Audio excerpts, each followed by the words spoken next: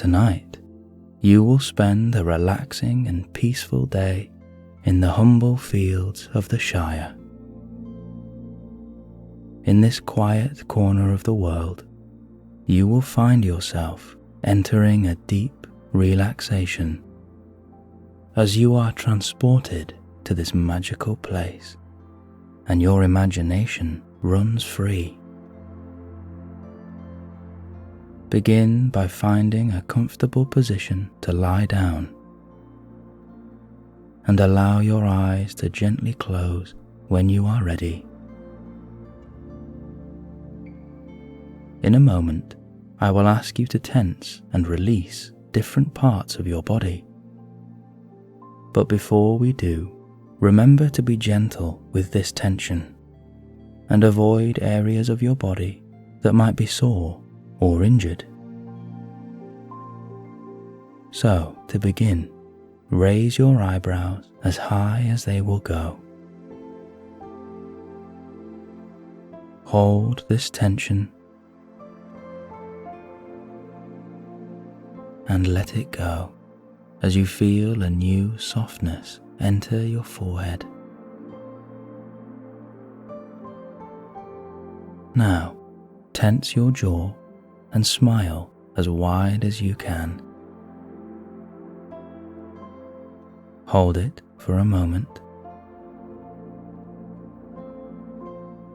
and release. Let the mouth and the jaw completely soften. Next, lift your shoulders as high as you can. Hold and feel that tension in the shoulders and the neck. And let it go.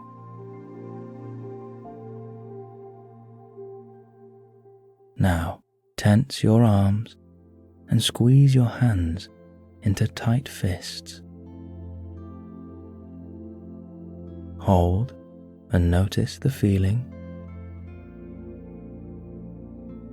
And release. Allow your arms to be heavy and loose.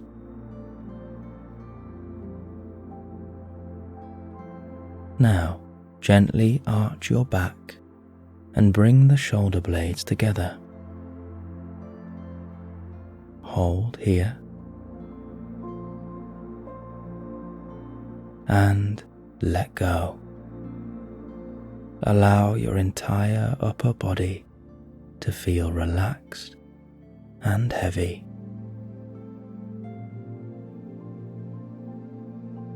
And finally, push your heels into the mattress and tense both of your legs.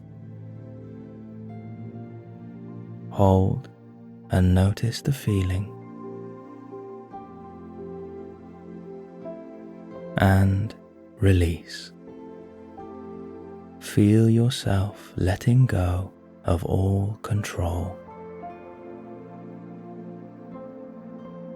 Let your body sink into the mattress. Allow your mind to empty and your imagination to run free as we prepare to spend a peaceful day in the Shire.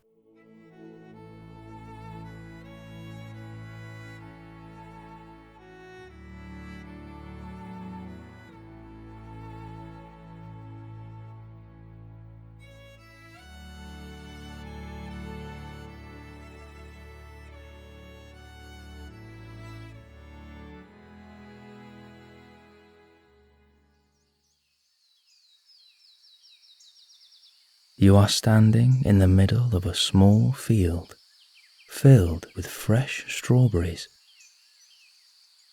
Their crops are in long rows at each side of you and stretch as far as you can see.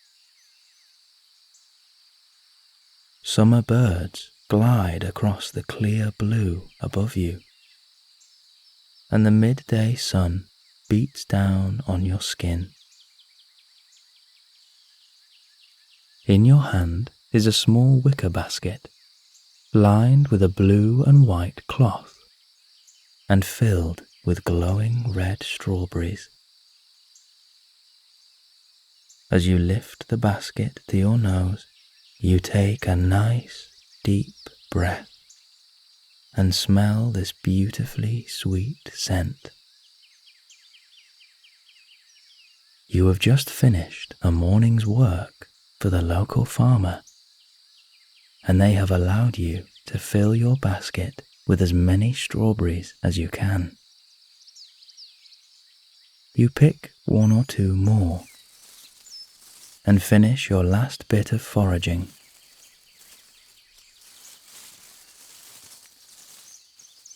With the basket filled to the brim, you begin to stroll down the dirt track between the crops and head towards your rowing boat, which is tied up by the river at the end of the road.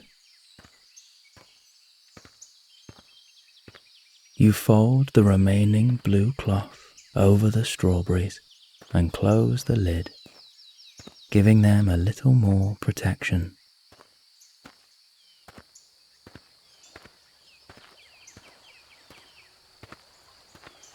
You arrive at the grassy green bank of the river, and a little way off in the distance you can see the rolling hills of home waiting for your return.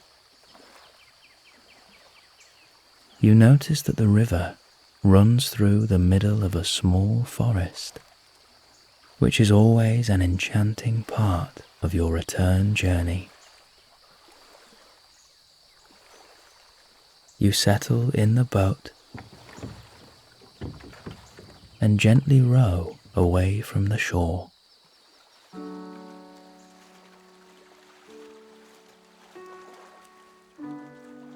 The water is calm and peaceful,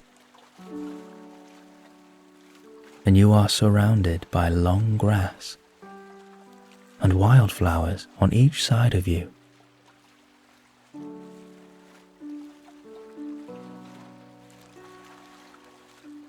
Soon enough, you come to the entrance of the forest, and you begin to row through the tall archway of trees, which provides a cooling shade from the hot afternoon sun.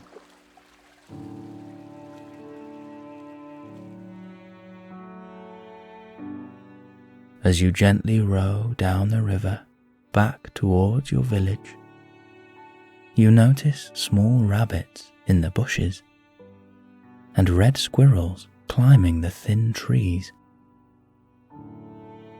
It's as if they are guiding you back home and keeping you safe along the way.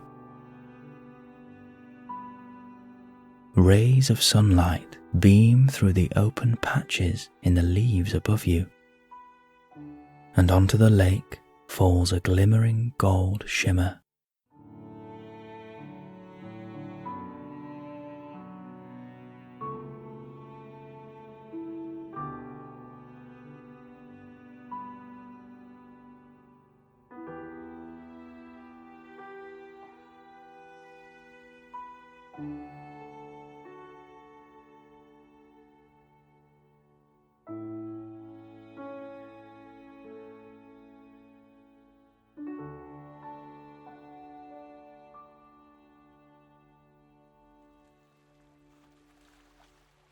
As you row around a corner of trees, you can see the wooden dock and the first few houses of your homeland.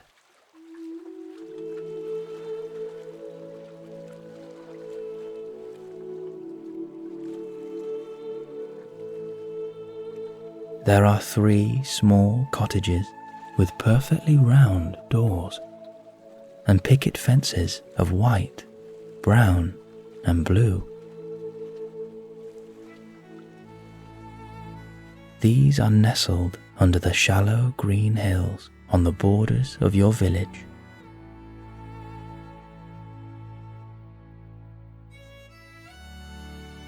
One of these houses sits on the bank of the river by the dock, and a large wooden mill slowly turns in the water as a gentle steam rises from the small brick chimney.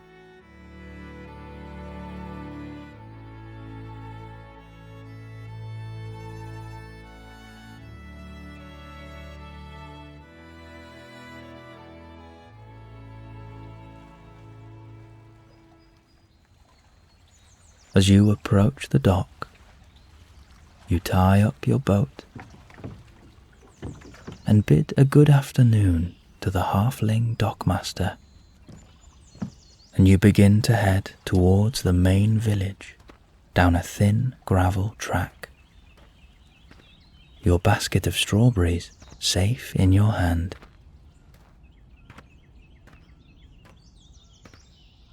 Butterflies and bees cross your path excitedly, as if they have been waiting for your return.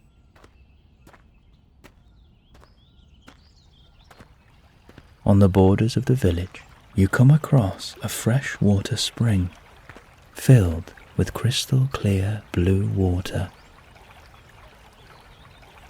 You cup your hands in the cool water and take a refreshing drink.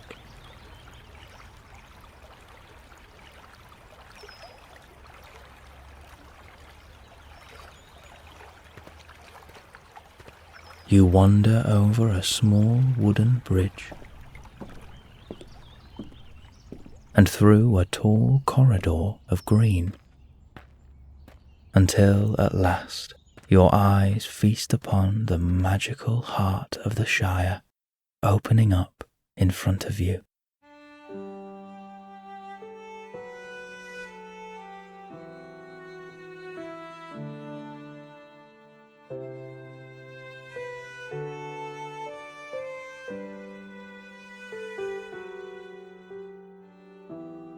There is a far green country of shallow hills, like waves upon the sea.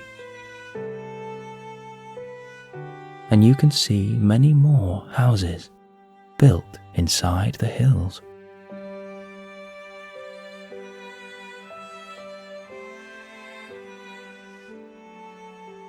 The doors are again perfectly round, and no two houses share the same colour. A rainbow of front doors stare back at you.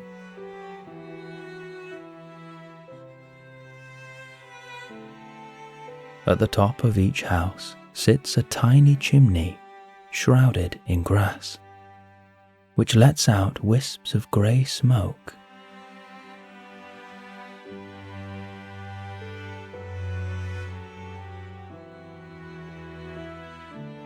The people here live a simple life, and a simple life is celebrated.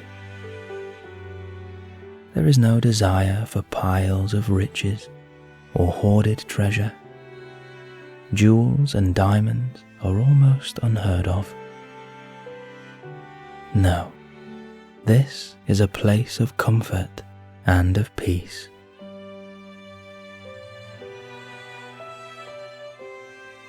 Of family and friendships filled with cheer and song, of wonderful food and a warm home.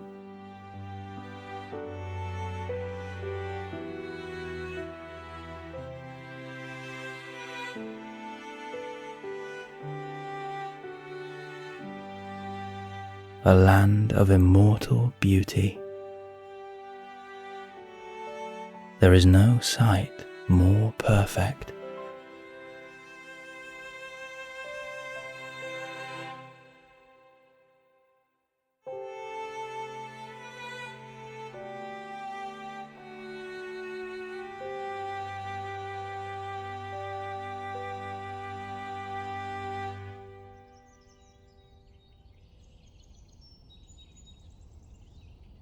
One or two halflings sit in their gardens, enjoying the sun, and others busy themselves gathering firewood, doing the laundry, or cleaning the windows.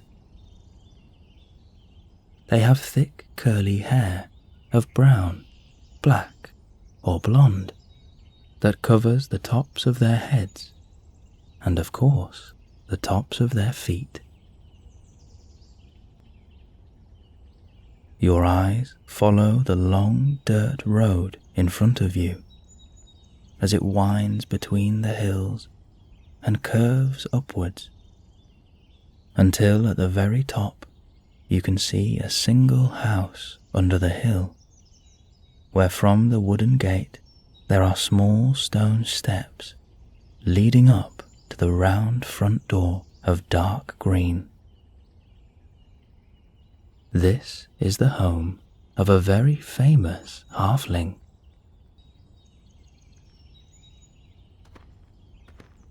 As you walk between the emerald hills, down the gravel track road, you pass many more of these cosy cottages. There are washing lines with freshly cleaned laundry, shirts, trousers, and dungarees, and waistcoats of many colours swaying in the breeze.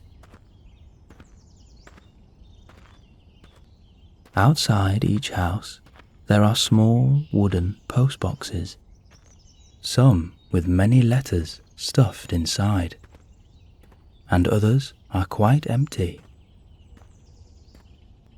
It is said that you can always tell a halfling's popularity judging by the size of their postbox.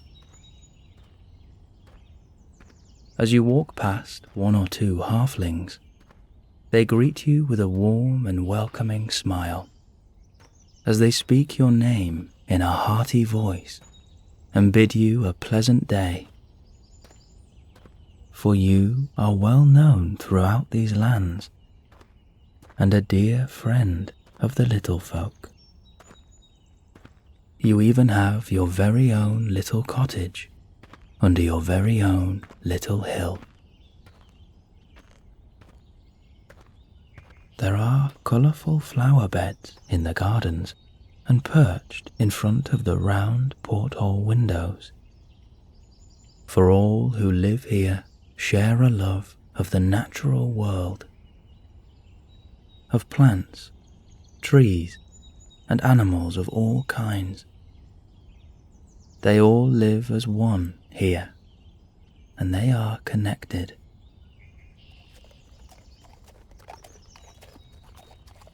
Down the track, you see a halfling leading a pony that is pulling a small cart. And as it gets closer, the pony seems to recognize you and gently strokes its head against your shoulder as you pet its furry ears and trace your fingers through its soft mane.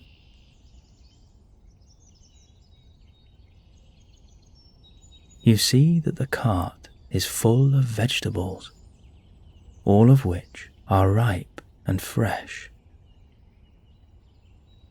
The halfling is now sat on top of a giant pumpkin in the cart.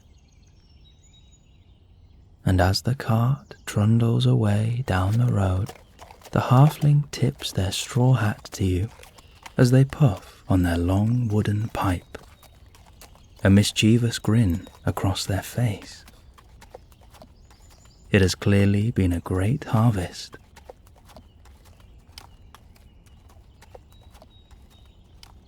In the fields to your left, there are many goats, cows, and sheep, and a few more ponies. They graze away at the healthy grass as they roam freely across their shared land. The warm breeze drifts over to you from the fields beyond, and the smell of flowers, meadows, and the summer air are a comfort to you, reminding you that this is where you belong.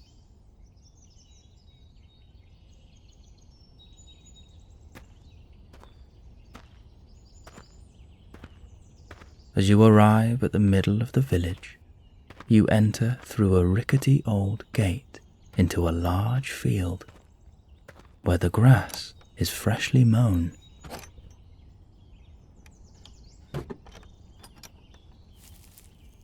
It is important to keep this field in the best condition, for this is the party field where halflings and guests celebrate important birthdays and all sorts of exciting festivals, for which there are almost too many to count.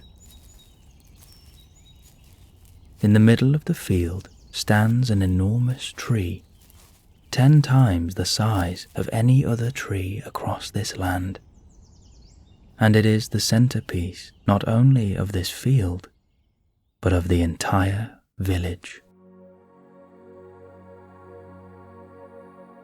It is said that the elves of old planted this tree, and it has stood for over 10,000 years.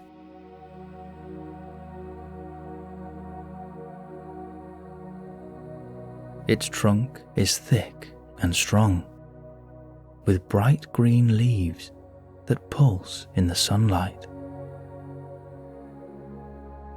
Legend has it that the roots reach all the way to the core of the earth, giving life to this enchanting world around you.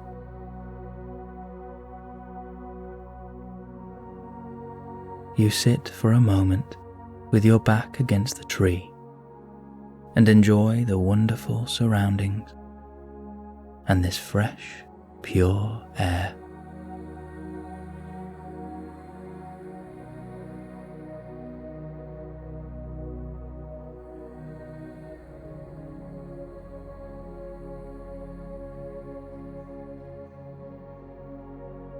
As you sit, you feel a warmth radiate from the tree. And as this warmth runs into your body, you feel yourself becoming light and free as all of your muscles relax.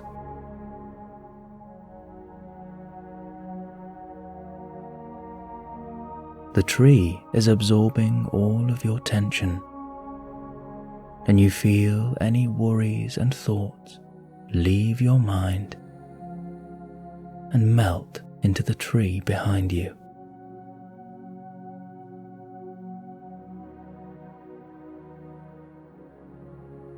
You have found a new sense of peace.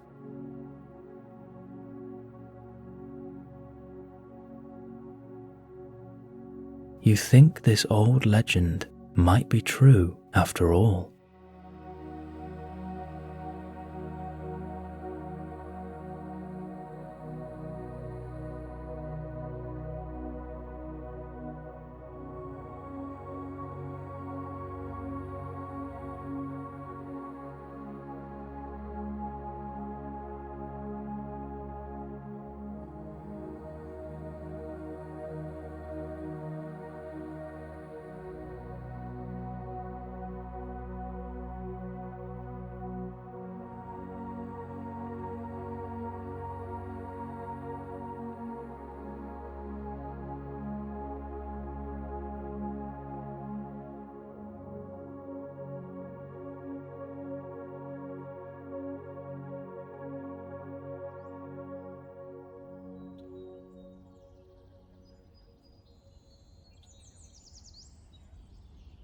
As the afternoon fades into early evening and the sun starts its descent, you realize that there are still parts of your homeland that you would like to see today. And with your basket in hand, you stand up and continue on your journey. A few of the little folk are setting up decorations, stalls and tables across the field.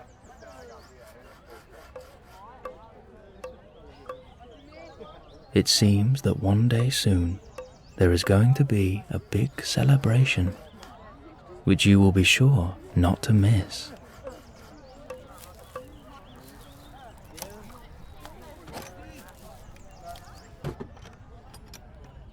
You walk over a small bridge made of grey brick and curved in an arch over the flowing river below.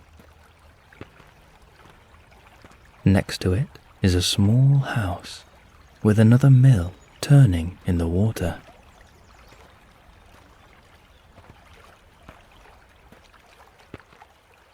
You arrive at a small square near the local tavern.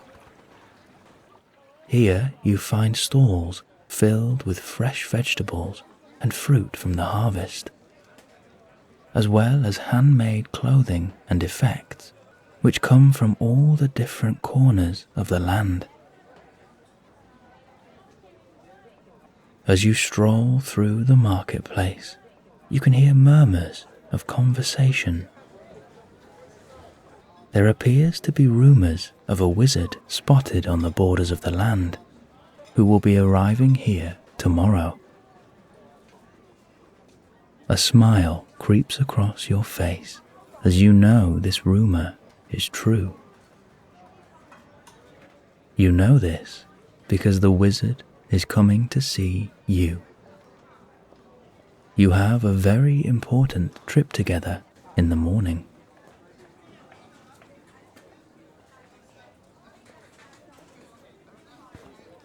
You wander out of the square,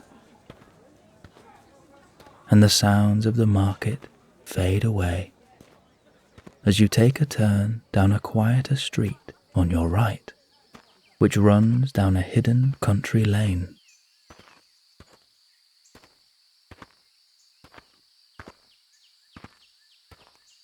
With each step you take, you are becoming more connected to this enchanting land, as you are surrounded by nature once more.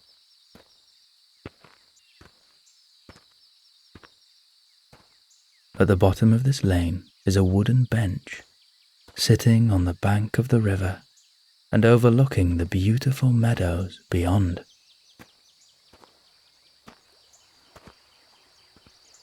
You take a seat, and with your basket on your lap, you open the lid. A red glow and the sweet smell of strawberries hits you, and you cannot resist a mini feast of this delicious summer fruit as you relax underneath the sunset and gaze across the golden green horizon.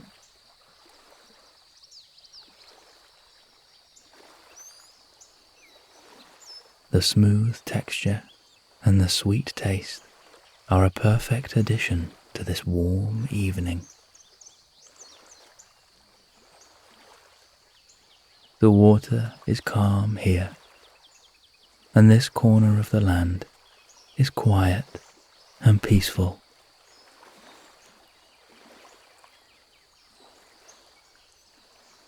You see one or two fish dashing around under the water, and the birds above you are diving down into the meadows and rising up again as they search for their dinner.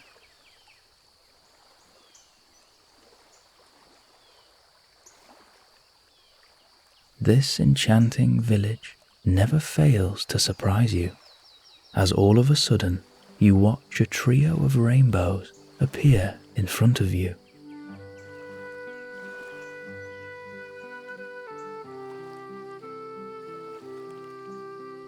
Their colours trace across the sky from right to left, as if they are being freshly painted.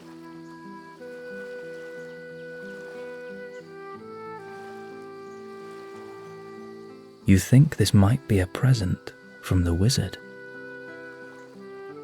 A sign, maybe, to let you know that he is nearby and looking forward to your adventure.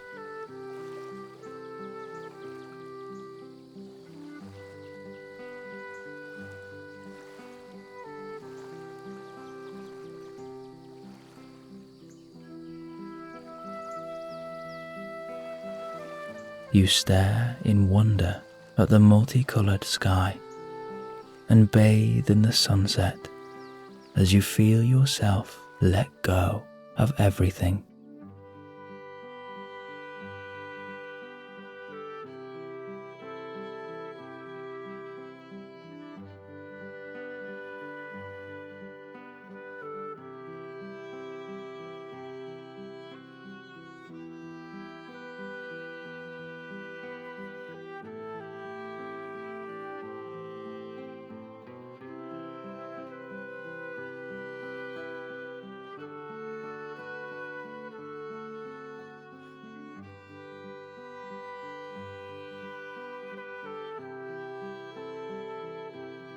You watch in amazement as the rainbows begin to fade out of sight and the sky transforms from a golden red sunset into a deep black night, as if by magic.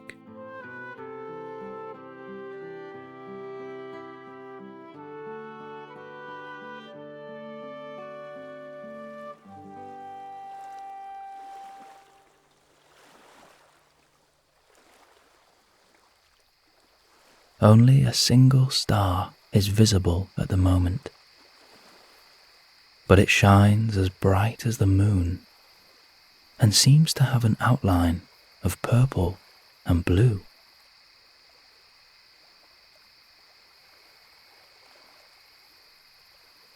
You look down at your basket and realize there are only a few strawberries left, so you decide to save them for the morning, and you begin to walk back through the village and towards your very own home under the hill.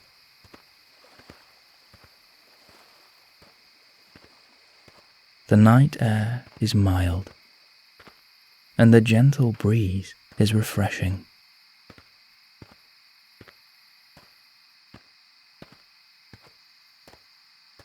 The market square is empty now, save for one or two halflings packing away their gear, ready for another day of trade in the morning. The local tavern is on your left, and you notice the soft yellow lights beaming from the windows, and the lanterns outside have now been lit. As you watch someone go inside, you hear a snippet of the songs, the laughter, and the feasting going on in the tavern. It is very tempting to go inside, but you think that tonight you will head straight home. You wouldn't want to be late for the wizard tomorrow by enjoying too much of the gaffer's home brew tonight.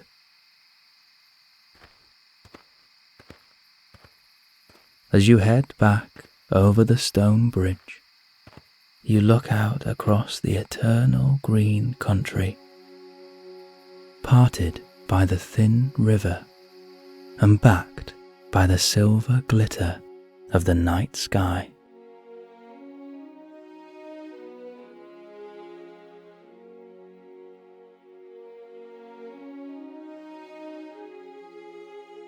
Each of the tiny houses has a small lantern hanging outside their front gate, which glows against their front doors and lights the way on the track road beside them.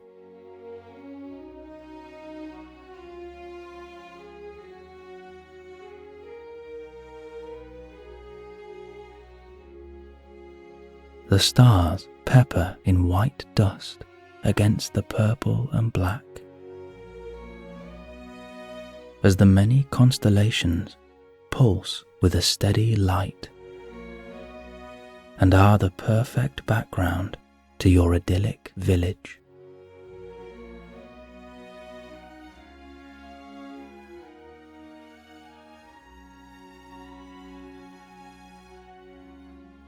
You take in the night, the houses, the river and the rolling hills, the tavern and the soft lights from the lanterns, and you cannot believe that this wonderful place is your home.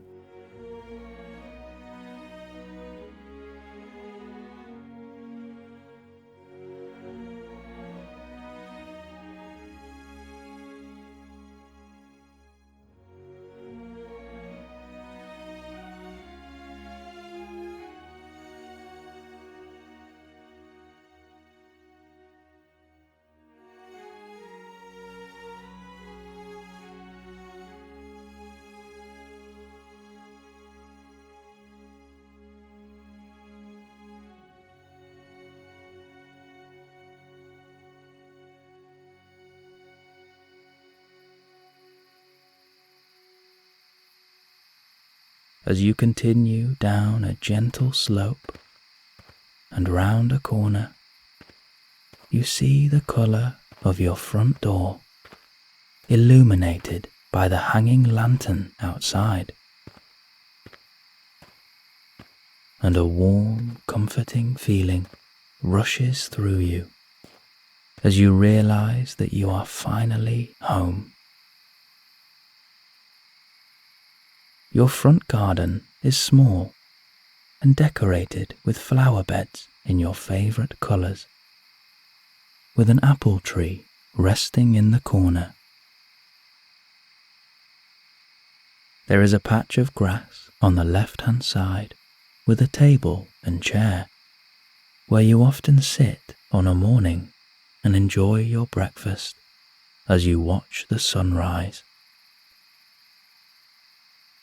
Perfectly round steps lead to your perfectly round door, with a brass doorknob in the middle. And all of this is surrounded by a dark brown picket fence. And there is your postbox, packed full of letters. You take out your letters, open the gate, and walk up the steps to your front door. In this beautiful village, everyone takes good care of one another, and as you open your front door, you are met with a soft yellow light and a wave of heat as you notice that the fire has been newly lit for your return, and 1 or 2 candles are giving the room a cosy atmosphere. You realise how blessed you are to be a part of all of this.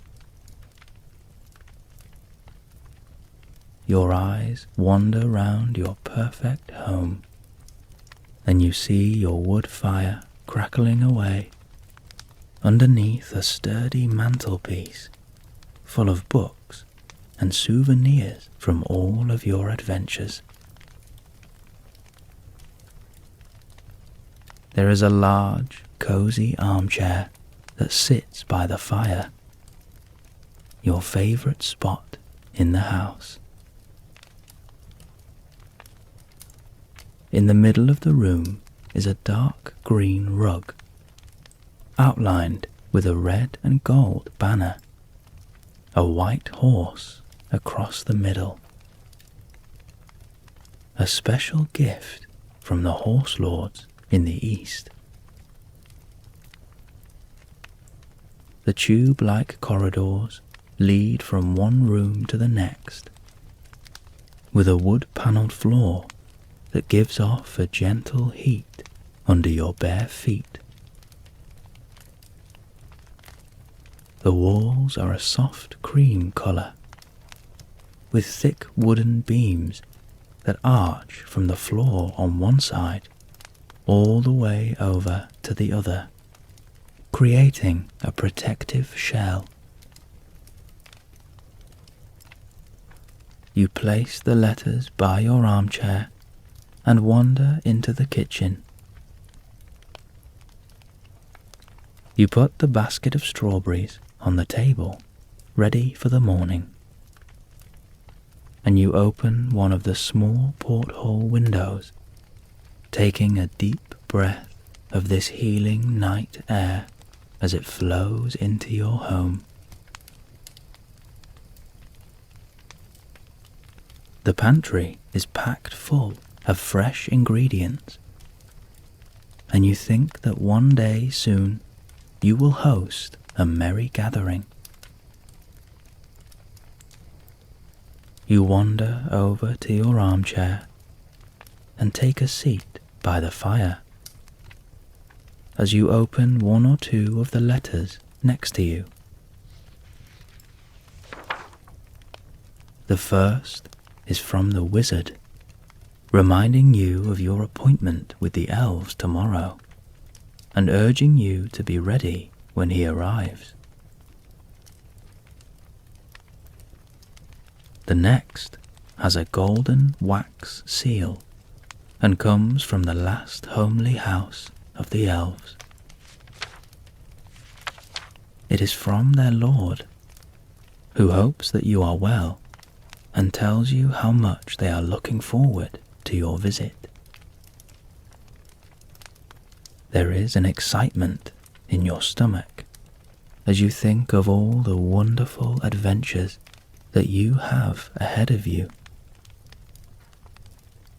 You look around your cozy cottage with the log fire burning and the night air drifting in, creating a perfect temperature, coupled with this peaceful atmosphere.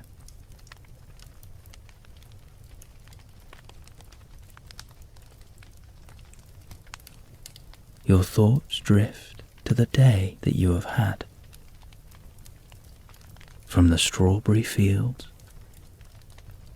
to your rowboat journey home through the forest, the enchanting elven tree, and your relaxing walk around your wonderful homeland.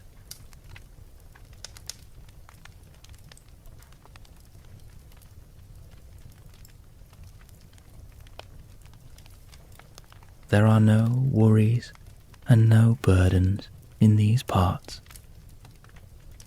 This is a land of peace and a home of comfort. You know that you belong here. This is your very own house under the hill. It will always be here for you, and you can return to this land whenever you need to.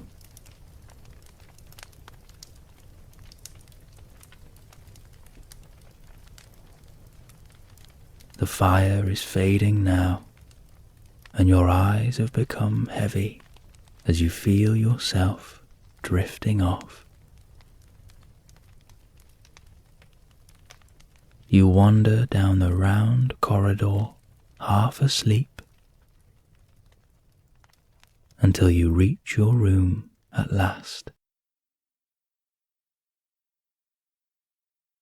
There is your 4-poster bed, freshly made and ready for you. As you climb into bed, you wrap yourself in this thick, warm duvet, and you remember that the wizard once placed an enchantment on your pillow, making sure that all of your dreams would be kept safe and beautiful.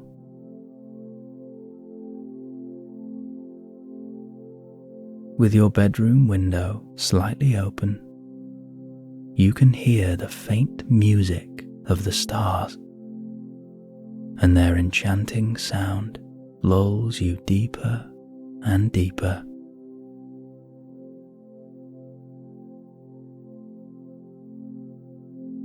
You lie there, sleepy but excited, for you know that tomorrow you will journey with the wizard to visit the hidden valley of the Elves. You have so much ahead of you.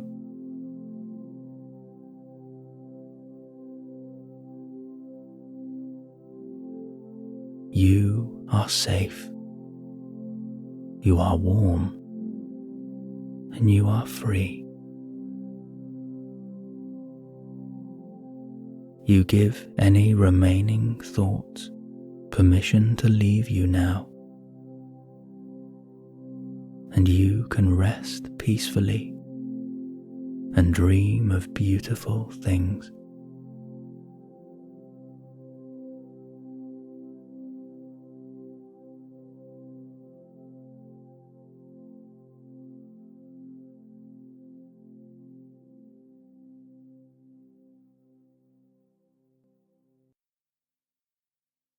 You find yourself waking up in your 4-poster bed, wrapped in a thick white duvet that gives off a soothing warmth.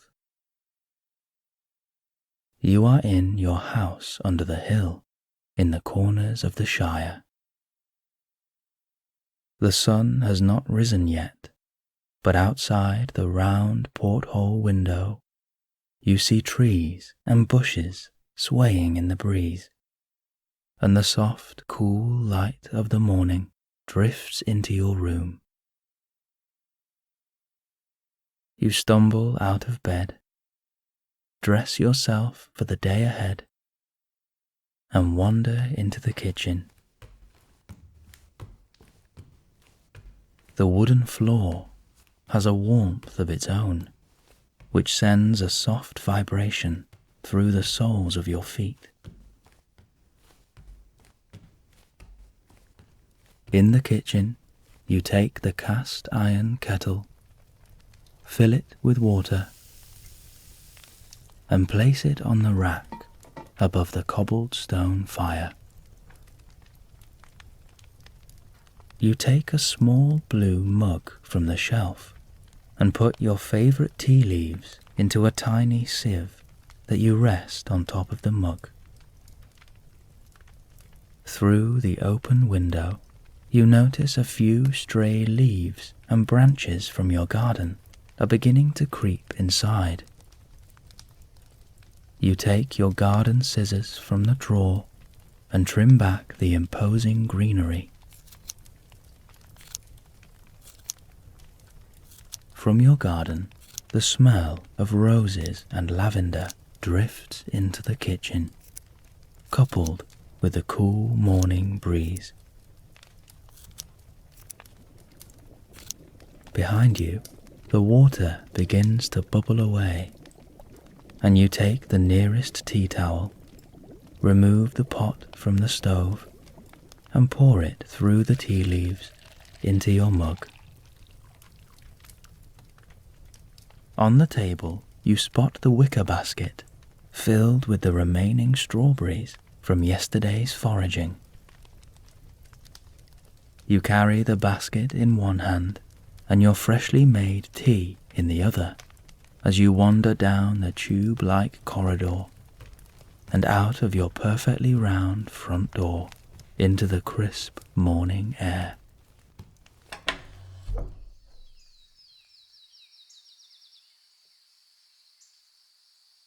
Your garden is full of beautiful spring flowers of many colours that sit in flower beds around the edge of your garden, surrounded by a brown picket fence, and the apple tree sits on your right.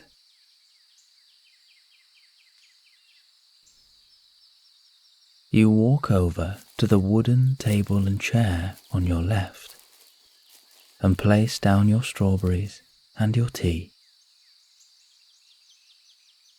You notice in the apple tree a baby red squirrel carefully walking along a thin branch.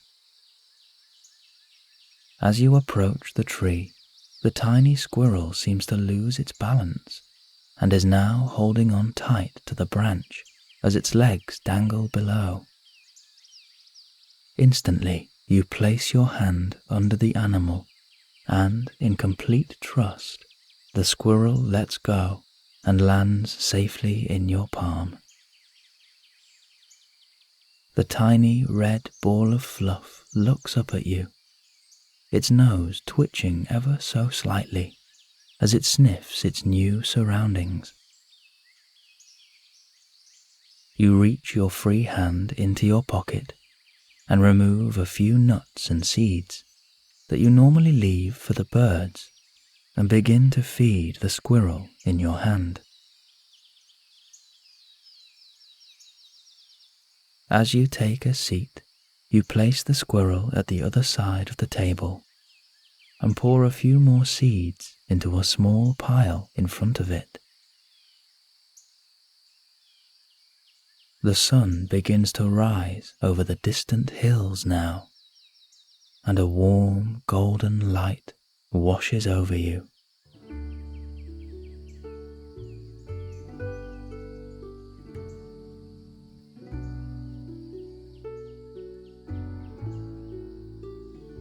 you gaze across the eternal green in front of you, with the rolling hills filled with many cottages underneath, and a crystal blue river running through the middle.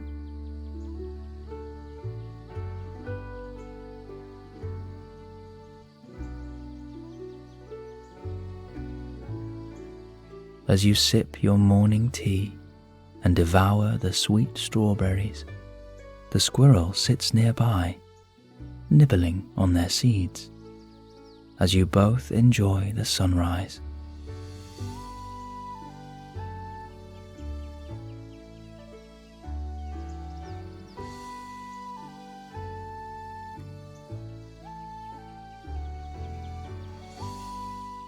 The world is beginning to wake up, and you can see a few halflings ploughing in the fields or planting new vegetables.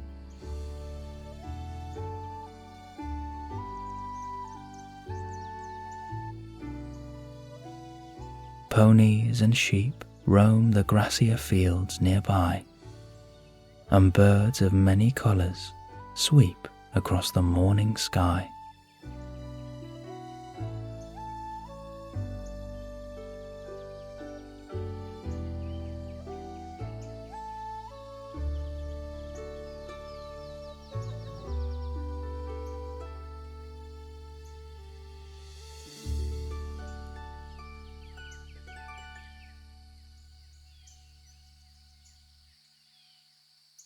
In the distance, you hear the sound of a horse and cart approaching, and the faint sound of someone humming a happy tune.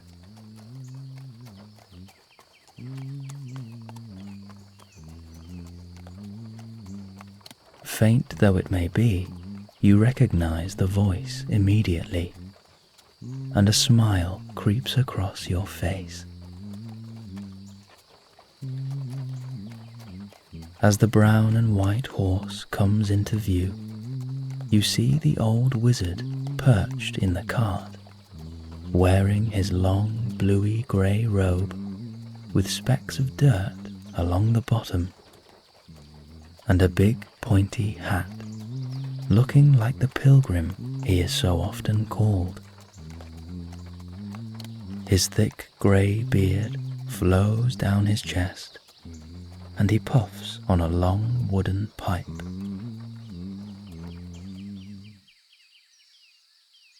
At first, the wizard does not seem to notice you, but then, under the brim of his hat, you see his piercing blue eyes flick to meet yours, and he gives you a mischievous wink with the twitch of a smile. He asks in an airy sort of way if you are ready to leave. You stand up with a smile, run indoors, and grab your rucksack before heading back outside and proudly holding it up for the wizard. He nods his head in approval and gestures for you to pop it in the cart next to his staff. You look back to the table where your new friend is watching you curiously. You take another handful of seeds and place them in front of the squirrel to let them know that they are welcome in your garden any time. You stroke the top of their head and they sniff your hand affectionately before they are distracted by this second breakfast in front of them. You place a small cloak over your shoulders, close your door, and pick 2 of the ripest apples from the tree. You throw one to the wizard and jump into the cart. His tall but gentle figure looms over you, and you feel safe in his presence. The wizard gives a low whistle to the horse, and you set off down the gravel track road in front of you as you begin your adventure.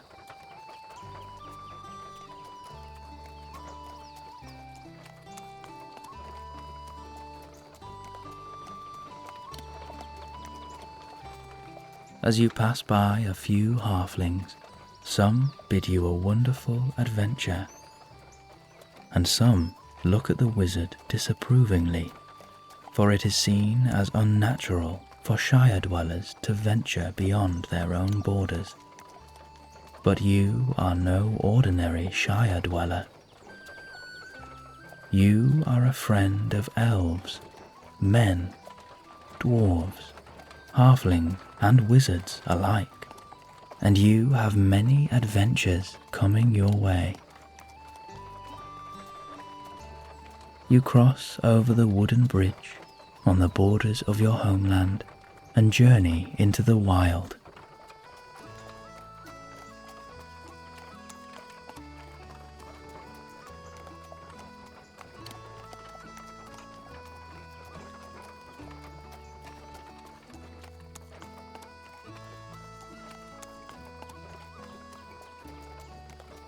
The rolling hills of home grow faint on the horizon, and the world is ahead of you.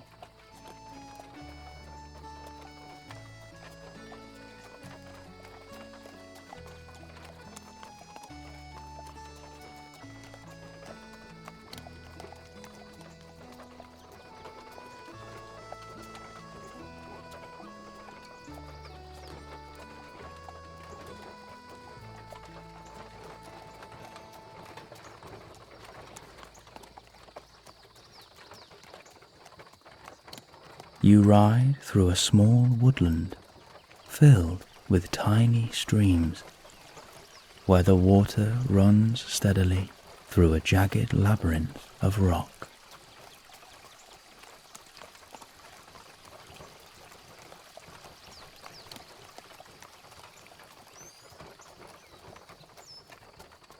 You arrive at a small town fortified by a wooden wall and filled with thatched roofs, old stonework, and smoky chimneys protruding over the top of the wall.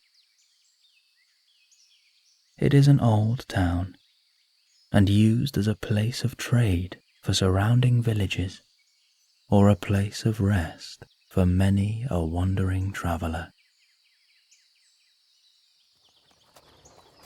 As you ride around the borders of the town, and further on your adventure, the wizard tells you of his journey to meet you, and how in the midst of a thunderstorm he took shelter in an old inn within these walls. In that moment, you begin to feel the early droplets of rain. The wizard casts a quick spell, and a small canopy extends from the back of the cart all the way over your head, keeping you warm and dry.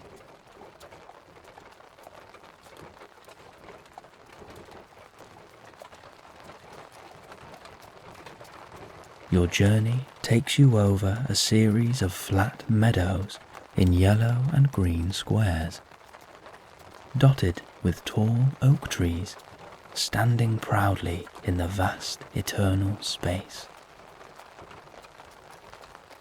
It is only just full morning now, and the sun stands low but bright, casting long shadows across the meadows as the rain continues to tap against the canopy above you. The wizard puffs upon his pipe, never removing it from his lips, as you watch the smoke seep out the corners of his mouth in a silky ripple. He tilts his head to you, and with a smile as warm as the sun, he tells you just how well you are looking, and that he is delighted to be with you today. His presence is a comfort like nothing else. It's as if he gives off a very gentle glow, and when he places a comforting hand on your shoulder, there is a warmth that radiates from him. This warmth from the wizard begins to soothe and relax your shoulders before it spreads up into your neck and head and all the way down through your body into the tips of your toes.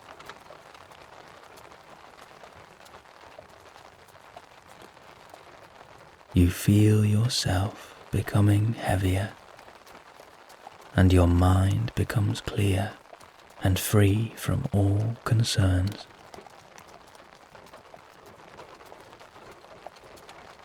There is a new peace within you now, and you feel completely safe.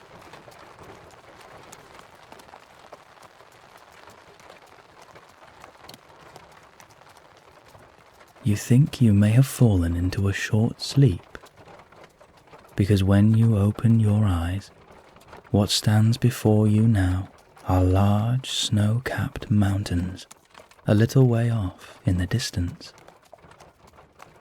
and you are riding along a grassy plain filled with many rocks. Some are only small, but others tower high above you and seem to have hidden nooks and crannies. The wizard tells you that there are many secret paths along this road, and he just needs to find the right one.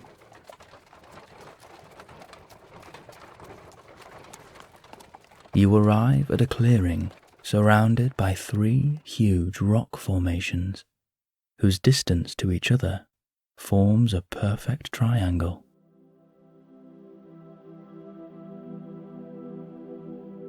You begin to sense something very different about the air around you. It has become light and clear, as if full of magic and wonder. You share a look with the wizard, and the twinkle in his eye suggests what you already know. This is the place.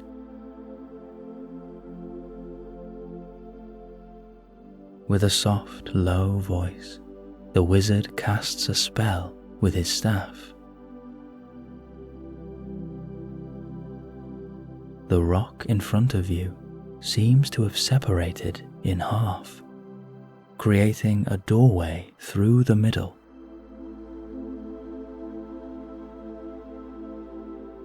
At the end of this doorway is a warm yellow light, and it seems to call out for you to journey forward, elf friends, for you are most welcome here. The horse sets off without a prompt from the wizard, for it is as eager as you to visit this place. And the cart begins to roll through the doorway and into the narrow corridor between tall white rocks that is filled with an enchanting air.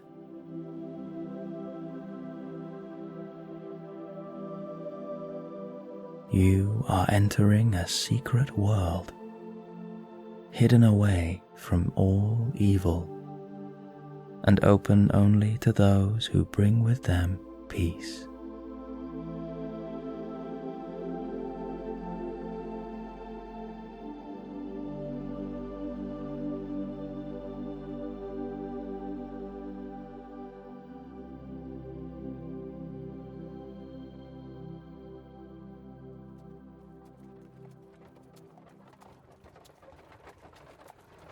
As you reach the end of the white corridor, the world opens up in front of you once again. But now what lies before you is a golden valley and a hidden elven sanctuary.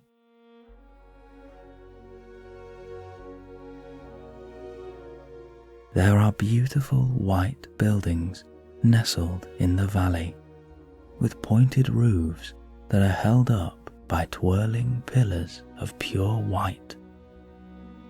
And in between the buildings are patches of emerald green trees with flowers in all the colours of the rainbow.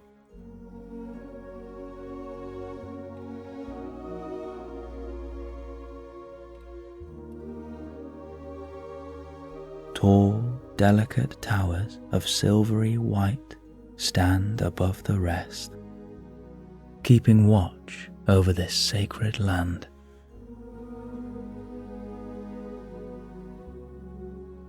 The Elven Palace of White sits in the middle of the mountain valley, halfway up the rock face, and through the middle runs a crystal blue waterfall which forks down the rest of the valley. All of this is surrounded by steep cliffs that are filled with thick trees and smaller waterfalls. Down a short path in front of you, there is an arched stone bridge that leads to the heart of the last homely house of the Elves. The sunlight beams across in a perfect spotlight on the small kingdom, as if this place was made to harness all of nature's beauty.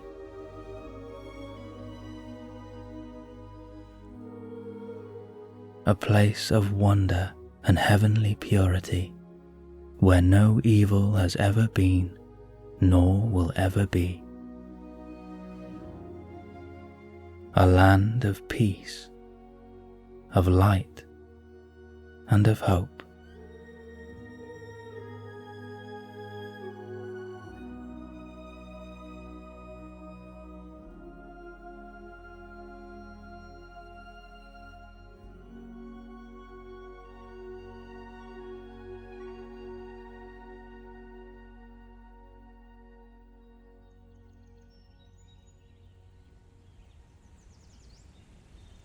You have left the cart now, and two tall elves with kind angelic faces take the wizard's horse off to their stable, where you can be sure it will receive the kindest treatment and the tastiest food a horse could wish for. The wizard leads you over the stone bridge, and as you look to your left, you see another waterfall in the distance, nestled between two green hills and backed by a golden sunlight. At the entrance to this land, underneath a silvery white archway, stands the Elven Lord, with a thin crown upon his head, and a long ruby robe that sits effortlessly on his shoulders and stops just above the ground. Next to him is his daughter, who is the lady of the land and has the warmest smile of all the elves. A white headpiece weaves through her thick black hair that is almost the length of her glowing silver dress, which the wizard tells you is made from fallen stardust. Of course, you have been here before, and you are a most welcome friend. The Lord takes your hand in his, and you each give a short bow as he welcomes you to his home. The lady of the land gives an infectious laugh, showing her delight at seeing you again. She holds out her arms to you, and you sink into her warm embrace. She is a very dear friend to you, and gives you the feeling of being protected, like an eternal guardian who will always be there for you.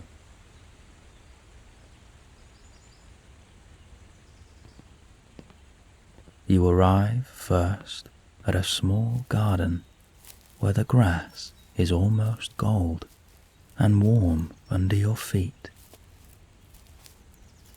There are thin white trees with colourful fruit hanging freely.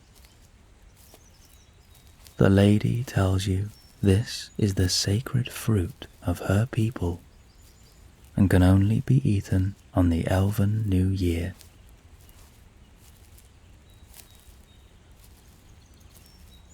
There is a small fountain of carved stone filled with silvery blue water. The Lord takes out a small chalice, dips it in the water, and hands it to you. The healing waters of his people, he tells you, will cleanse your mind of any troubling thoughts. As you drink the enchanted water, you feel your mind becoming clear, as all of your worries are washed away from you. They fade out of sight and can no longer be seen. It is a mesmerizing garden, full of powerful enchantments that allow you to feel completely safe. For this land knows no evil, and the light of the elves is eternal and strong.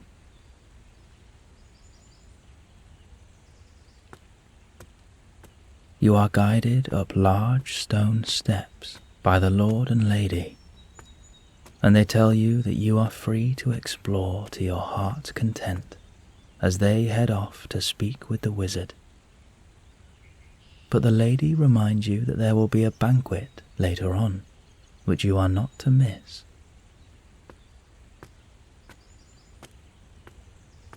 You arrive at large but delicate doors with beautiful carvings as old as the first age of this world.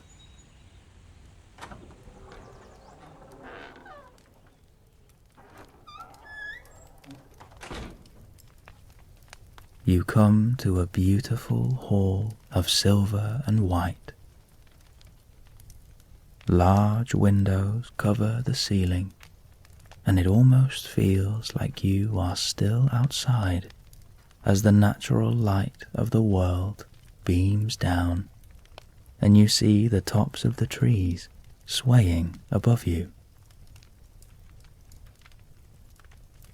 A single torch stands proudly in the middle. The flames flicker in varying colours of red, blue, and orange, and provides a gentle warmth for the entire room.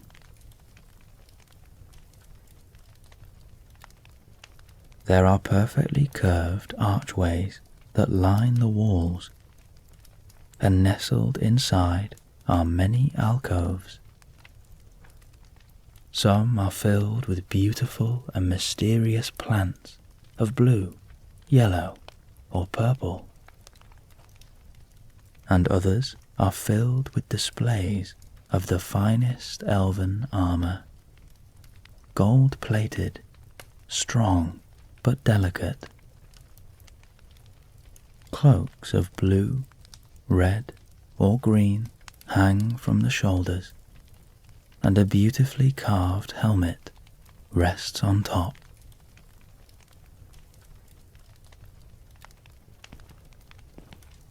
You pass one or two tall, enchanting elves, some of whom recognize you and give you a warm smile and a low bow.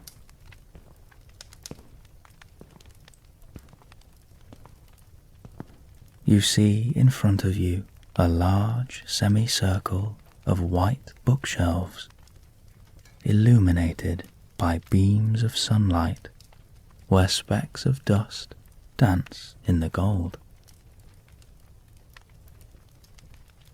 As you delicately remove one of the books, you blow the thin layer of dust from the cover. The writing is a language you do not recognize, but as you flick carefully through the old parchment, you see enchanting runes and symbols that were written and created by a race of elves long departed from this world.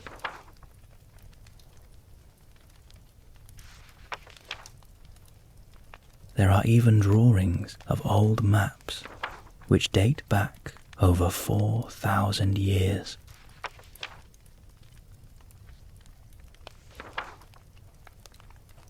You hold a magical and sacred history in the palm of your hand.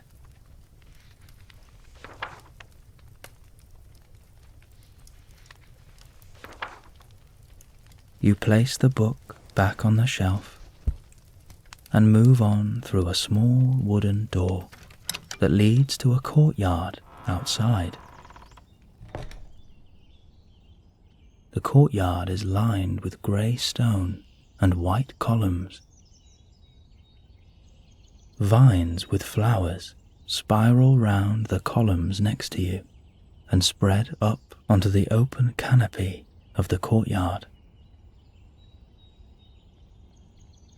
There are small trees in large pots that contain tiny purple fruit and give off a wonderful smell. The courtyard feels older than other parts of this house and full of memory. You wander up a few stone steps where there seems to be a platform at the top.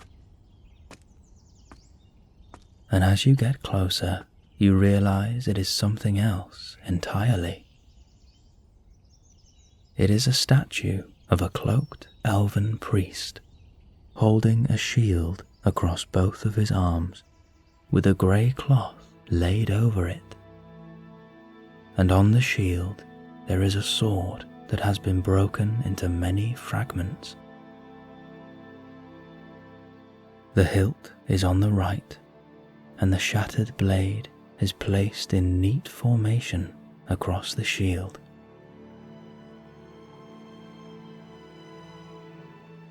Behind you is a huge tapestry depicting the King of Men slaying the mightiest of foes and freeing the world from its evil.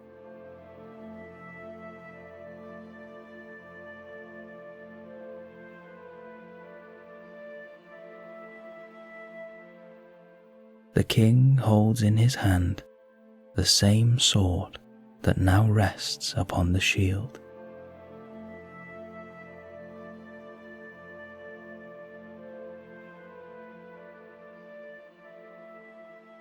The sword is too precious to risk touching, and you wander back through the courtyard and up a thin spiral staircase with decorative carvings on the wall. Pictures of the elves awakening the trees of old and singing to the stars.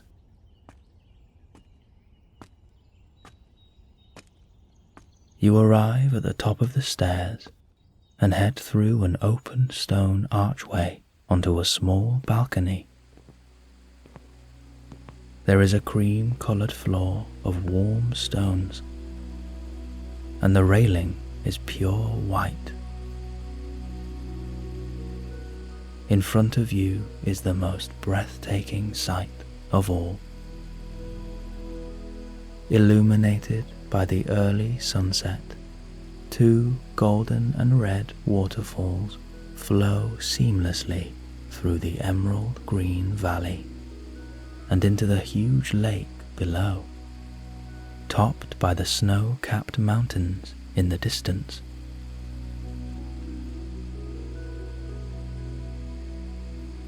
The wizard appears on your right as if by magic, and he joins you as you both lean on the railing and gaze out over the enchanting kingdom of white gold.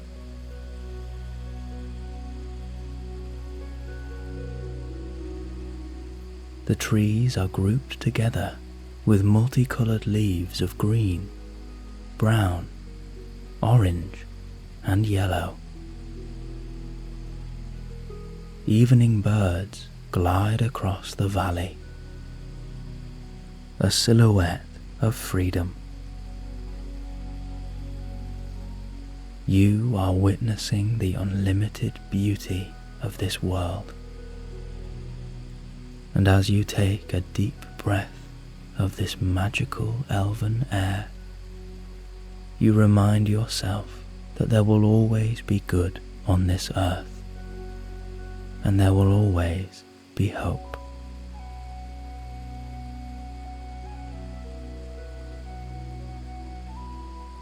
On another balcony to your left, you see and hear one or two elves playing instruments together, creating a sunset symphony.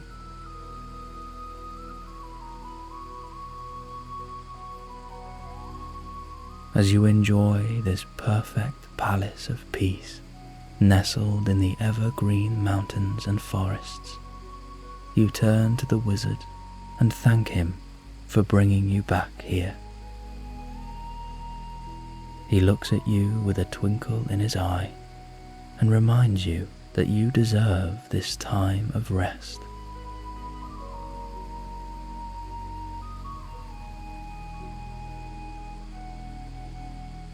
You watch in amazement as the wizard, still puffing on his pipe, begins to blow peculiar and magical clouds of smoke. First, there is a series of dark grey rings, each one smaller than the last, and they pass through each other like waves of silk.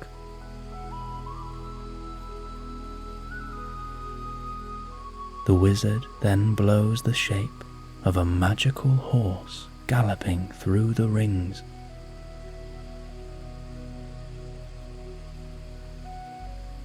Next comes a mighty dragon of smoke, which almost glows red on its belly as it circles above you, although it is no bigger than your hand.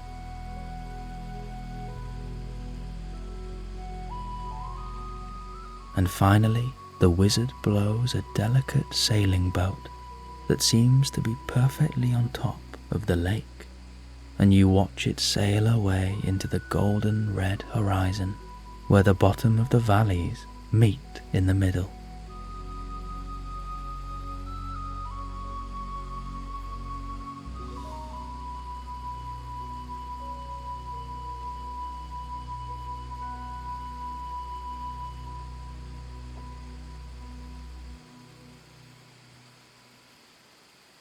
You realize the air has become still now, and nighttime is almost upon you.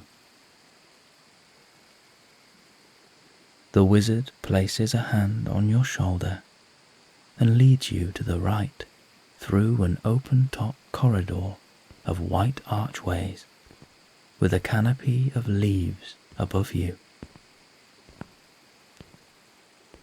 You round a corner and come at last to a white banquet hall overlooking the beautiful scenery and lit by soft yellow candles and the last light of the setting sun. The table is covered with a freshly made silk cloth and decorated with the finest silverware. There are silver jugs with long, thin spouts filled with water or wine from the finest elven vineyards. The lady of the house gives you an eager smile, and she pats the chair next to her, inviting you to join her. As you take a seat, she pours you a drink and asks you to tell her all about your day. In that moment, an elf places in front of you a silver tray covered with a lid, As they lift the lid, you are met with a beautiful smell, and you see that the elves have prepared your favourite dish, cooked to perfection.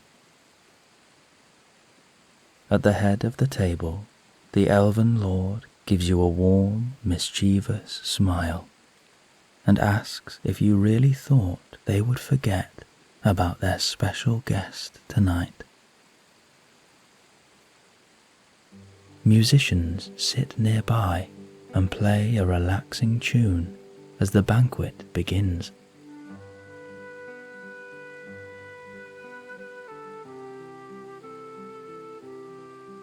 As you join in with the feasting, you take your time with your meal and savour every bite of this wonderful banquet.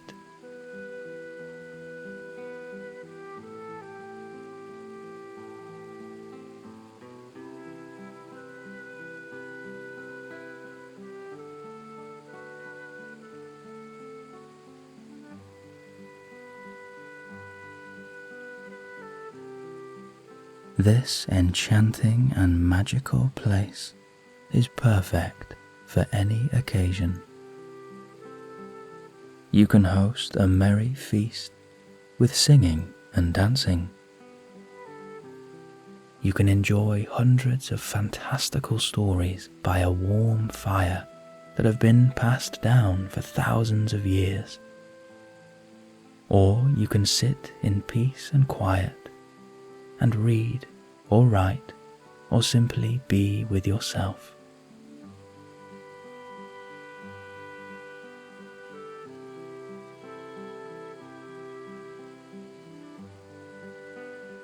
The lady of the house leans over to you as if to confide in you a secret.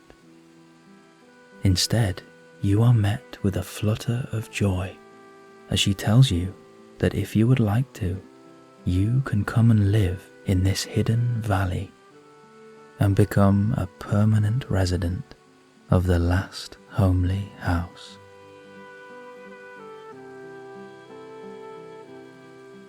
There will always be a warm and cozy bed waiting for you here whenever you are ready.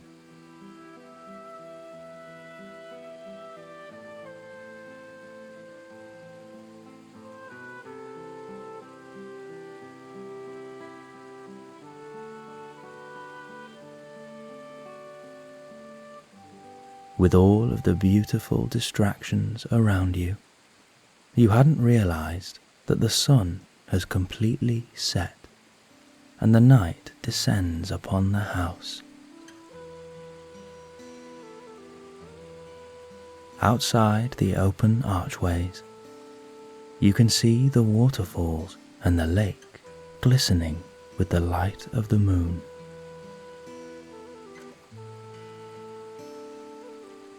The tables are cleared as the banquet comes to an end, and you decide to take a walk in the moonlight. You thank your hosts for a wonderful dinner and wander out of the banquet hall into the still of the night. You walk along a curved and open platform that slopes very gently down to the ground, where you see scattered leaves shuffling in the soft breeze. As you reach the ground, you can see right across the lake and deep into the valley. The eternal waterfalls continue to flow, and the moon glows high in the sky, casting a healing light upon you. Surrounding the moon is a glitter of stars. They sparkle at different moments, giving a ripple effect to the silvery sky. To your right, you spot the stable, where many of the horses are already asleep. You decide to visit your old friend who brought you here today.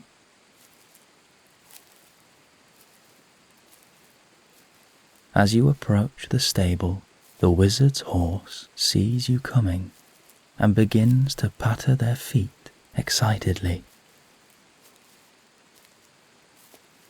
You place a hand on the horse's nose and softly stroke their mane.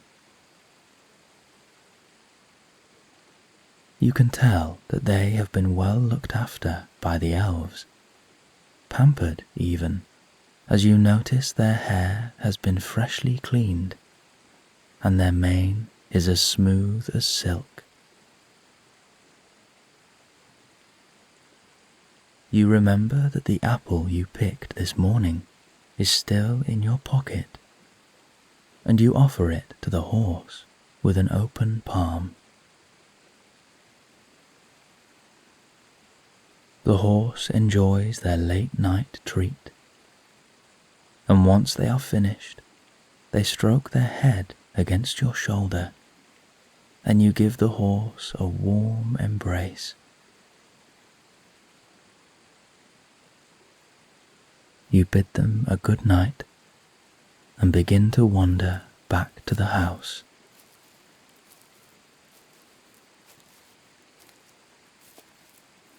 On your left, you see an archway made of small white branches and decorated with bright blue flowers. Underneath the archway stands the lady of the last homely house, giving you a comforting smile. She offers you a hand and invites you into her garden of starlight, where you can relax and fall asleep underneath the even star.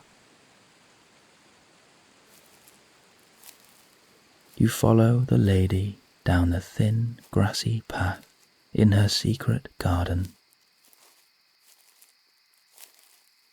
There are small blossom trees full of a mismatch of white and pink flowers.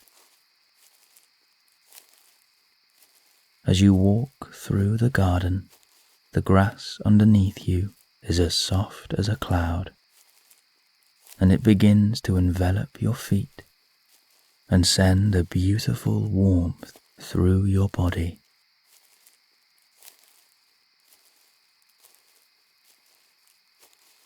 As you come to an open clearing lit by the moon, you see a solitary chair that has been carved into white stone and filled with blankets and cushions. Bright green bushes house many colourful flowers and berries and give the garden a beautiful outline, where in the middle sits a peaceful pond with one or two lily pads circling in the water. You take a seat and lie back in the chair as you gaze up at the night. Your vision is circled by the tops of the trees, and above you is the silver light of the even star. It stands proud in the middle of the purple and black, shining pure and bright. It is surrounded by a swirling white glitter, and you can imagine that the even star might be singing its very own song and providing the music of the stars.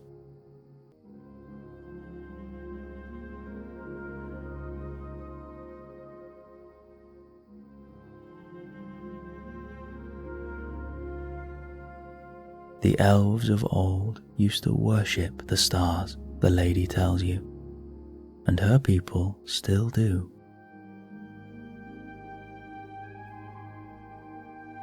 They are seen as the sacred light of the Eldar. They carry wisdom, courage, memory, and hope.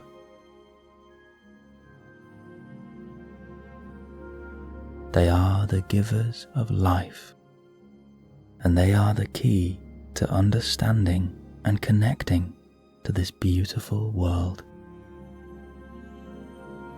The stars, she tells you, hold all the answers.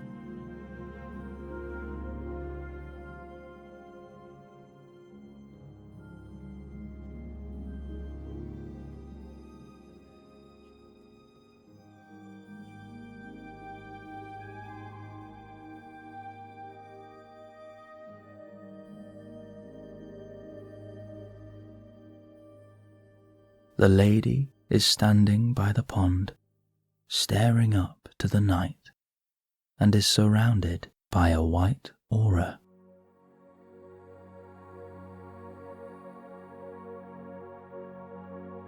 One or two stars are beginning to float down very slowly into the garden.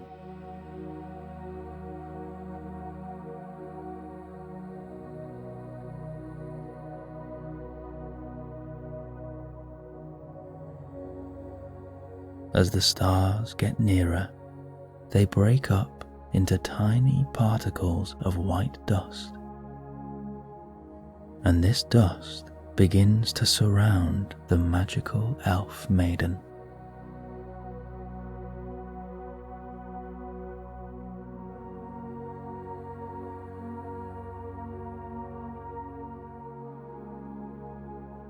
It is a heavenly thing to witness.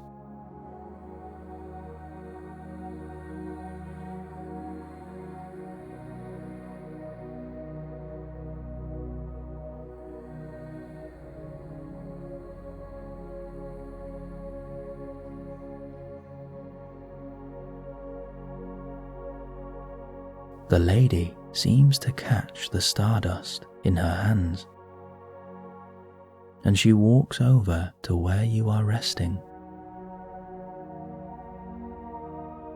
As she passes you, she lets the stardust trickle over your body, and you begin to feel all of your muscles relax. Your feet become soft and heavy.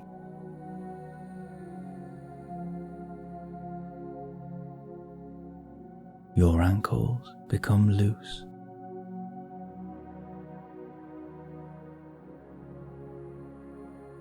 The stardust softens your calves and relaxes your knees.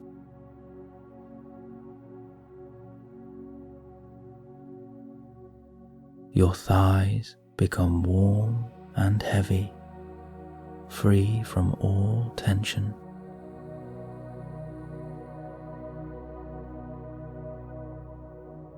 Your stomach muscles soften and release.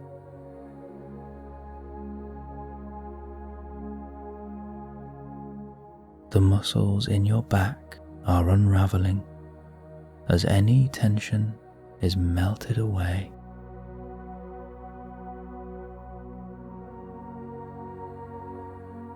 As the stardust lands on your ribcage, you feel a new openness in your chest.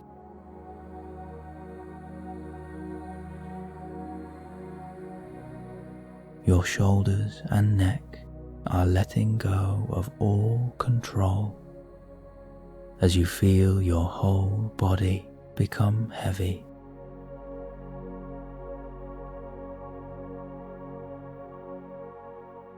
You have become one with the elven stars. The lady takes the remaining stardust and begins to sprinkle it over your head.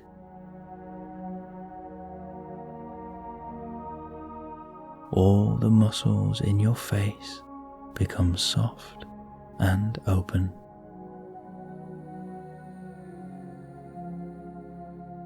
Then you begin to feel any remaining thoughts leave your mind.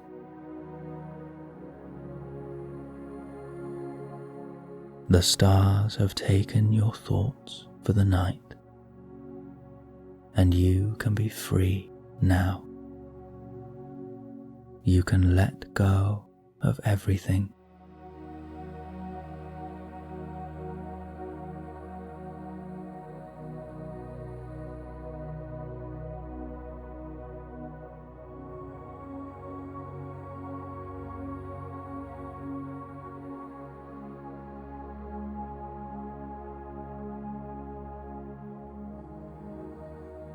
You feel yourself being cleansed by the even star.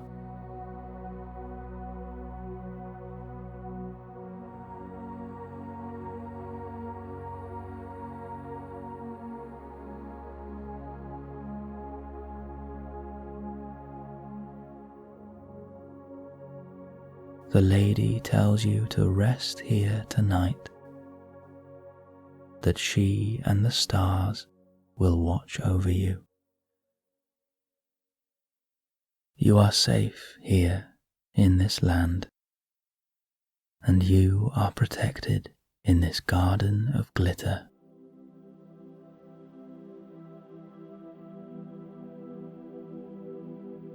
The light of the even star will guide your dreams tonight, and you will heal your body, your mind, and your soul.